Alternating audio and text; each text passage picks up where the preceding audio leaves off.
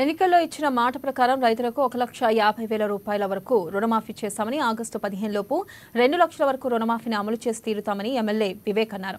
మంచిర్యాల జిల్లా జైపూర్ మండలంలోని కుందారం గ్రామంలో 1,56,00,000 రూపాయల నిధులతో నూతనంగా నిర్మించిన ఆరోగ్య కేంద్ర భవనాన్ని ఎమ్మెల్యే వివేక్ వెంకటస్వామి ప్రారంభించారు. ఆసుపత్రి ఆవరణలో వన మహోత్సవంలో భాగంగా మొక్కలు నాటారు. అనంతరం చెన్నూరు పట్టణంలోని తెలంగాణ మైనార్టీ రెసిడెన్షియల్ పాఠశాలను ఆకస్మికంగా సందర్శించారు.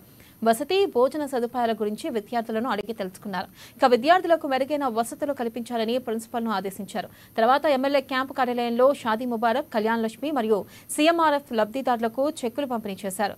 సాధ్యమైనంత మేర స్థానికంగా ఉన్న ఆసుపత్రిలోనే వైద్య సేవలు అందించాలని, అత్యవసరమైతేనే జిల్లా ఆసుపత్రికి రిఫర్ చేయాలని సూచించారు. ఇమ్తియాజ్ జహాన్ బేగం, రుడ్డా దుర్గా 12 సంవత్సరాల క్రితము నేను ఎంపీగా ఉన్నప్పుడు అప్పుడే ప్రపోజల్ వచ్చింది.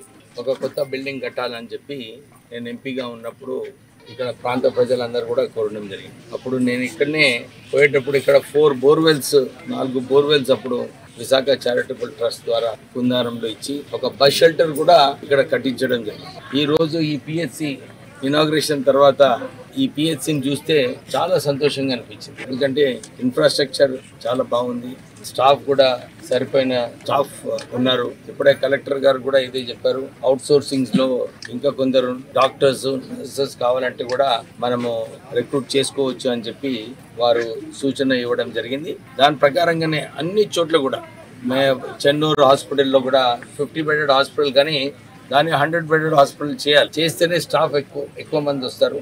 ఆ స్టాఫ్ లేకపోతే అందరు కూడా మంచిర్యాల పోవాలని అందరు కూడా ఇదే కోరుతున్నారు. డాక్టర్స్ కూడా కొందరు strongly recommend, don't encourage to go to Mancherial. ఎంత అయితే ఇక్కడనే ట్రీట్మెంట్ ఇచ్చేలాగా ప్రయత్నం చేయండి.